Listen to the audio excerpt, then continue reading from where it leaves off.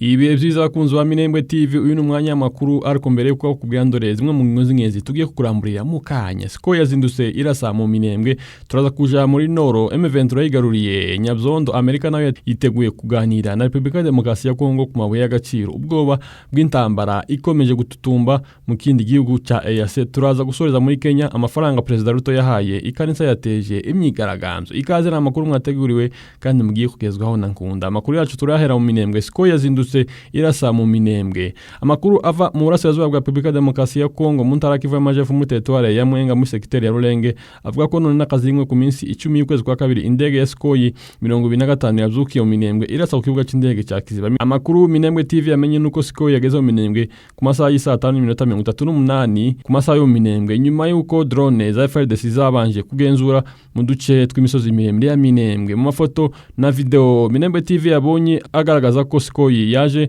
muri kara gace ka Minembwe igatangira kwasa ku kibuga cy'indege inshuro zigera kuri 2 ariko ku kibuga cy'indege cya Moise Nyarugabo wigeze kuba senatere wa Republika Demokarasi ya Kongo ukomoka muri ako gace yamaganye iki gikorwa kurasa ku baturage ba Minembwe yise icy'ubunyamaswa kandi kigamije kubatsemba abo mu bwoko bw'abanyamurenge, ndetse avuga ko ushigikira ibikorwa by'ubwicanyi wese azabyishura. Iyi Skoyi 25 ije kurasa mu Minembwe nyuma y'uko ejo hituye indege ije gutwara inkomeri zitandukanye zari muri kara gace ka Minembwe. Amakuru yacu reka tuyakomeze muri Noro. M23 yigaruriye Nyabzondo. Umutwe wa M23 ku minsi 9 kwezi kwa 3 wigaruriye agace ka Nyabzondo ko muri teritwari ya Masisi mu ntara Kivu y'Amajyaruguru. M23 yigaruriye kano gace nyuma y'imigwano ikomeye yabasakiranyije n'ingabo za Republika Demokarasi ya Kongo zafashwaga n'inyeshyamba zo mu mutwe wa APCLC wa General Janvier Karaili. Agace ka Nyabzondo M23 yigaruriye gafatwa nk'umugwa mukuru wa segitere ya Oso Banyungu. N'agace gaherereye mu birometero bibarirwa mu 110 uvuye mu mujyi wa Goma. Radio Kapiyo ivuga ko imigwano yabereye muri aka gace yabaye mu gihe hari imvura nyinshi cyane y'amahindu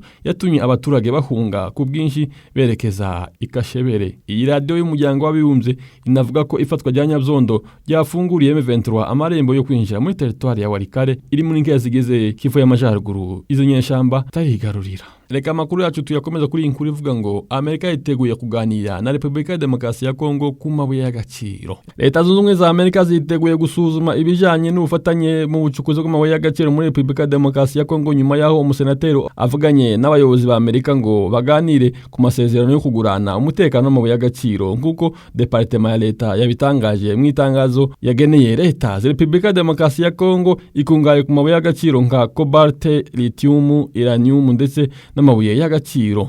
Leta ya Kongo ihanganye n'inyeshamba za M23 zishinjwa gushikirwa n'u Rwanda nubwo impande zombi zibihakana. Izo nyeshamba zimaze gufata igice kinini cyo muri Kivu zombi. Ibiganiro na Amerika kimwe n'ibyo iri kugirana na Ukraine kugurana amabuye y'agaciro n'umutekano bimaze ibyumweru byinshi bigarukwaho cyane na Kinshasa, aho bamwe babifata nko kugurisha igihugu abashigikiye Kisegeti bakagaragaza ko tayandi mahitamo. Umuvugizi wa Departement ya Leta muri Amerika yagize ati Amerika yiteguye kuganira ku bufatanye muri uru rwego ruhujwe na gahunda ya mbere y'ubuyobozi bwa Trump yashira Amerika imbere, aho gukomeza avuga ko Kongo ifite uruhare runini mu bucukuzi bw'amabuye y'agaciro akenewe mu ikoranabuhanga rigezweho ku isi. Umuvugizi kandi yagize ati Amerika yakoze mu kuzamura ishoramari ry'abikorera muri Amerika muri DRC mu rwego rwo guteza imbere ubucukuzi bw'amabuye y'agaciro mu buryo bunoze kandi buboneye. Kinshasa ntabwo yatangaje ku mugaragaro ibikubiye mu cyifuzo cyayo, ahubwo ivuga ko ishaka ubufatanye butandukanye. Mwiyinga rishize umuvugizi wa guverinoma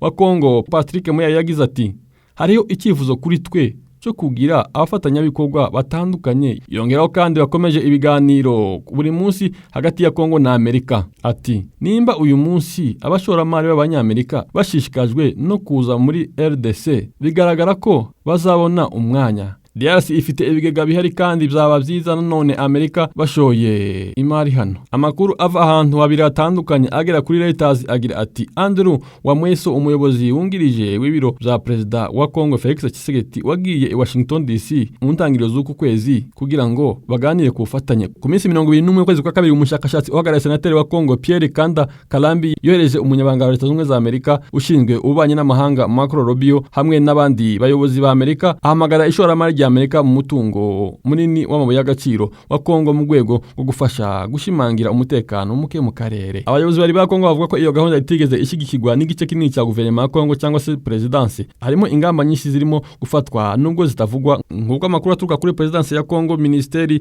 y'ubucukuzi bw'amabuye y'agaciro ndetse na Washington DC agera kuri Reuters avuga. Amakuru aturuka ahantu habiri atandukanye akaba avuga ko intumwa za Kongo zari biteganyije ko zibonana na komite ishinzwe ububanyi n'amahanga mu nteko ishinga amategeko ya Amerika, ariko inama isubikwa ku munota wa nyuma. Reka dukomeze kuri inkuru ivuga ngo ubwoba bw'intambara ikomeje gututumba mu kindi gihugu cya EAC. Ibihugu by'amahanga bikomeje kugira impungenge z'uko intambara ishobora gututumba muri Sudan y'Epfo nyuma y'umwuka wongeye kuba mubi mu ihuriro riyoboye iki gihugu. Impungenge z'uko Sudan y'Epfo ishobora gusubira mu ntambara ya gisivile zabaye nyinshi nyuma y'imigwano iheruka kubera muri leta ya Upalnir n'imigwano yasakiranyije ihuriro rishigikiye Perezida Salva Kiir n'ishigikiye Vice Perezida Riek Machar. Muri 2018 nibwo aba bayobozi bombi basinyanye amasezerano yo gushiraho guverinoma ihuriweho. Gusa kuri ubu hari ubwoba bw'uko ubutegetsi bwabo bushobora gusenyuka. Akabiri kiyinga rishize nibwo inyeshamba zishigikiye Machar zagwanye n'ingabo za leta. Ibyanatumye abaminisitiri babiri n'umugaba mukuru w'ingabo bose bari ku ruhande rwa Vice Perezida batagwa muri yombi. Mu gihe hari ubwoba bw'uko intambara ishobora kwerura muri kiriya gihugu kiri mu bihugu bigize umuryango wa Afurika y'Uburasirazuba EAC,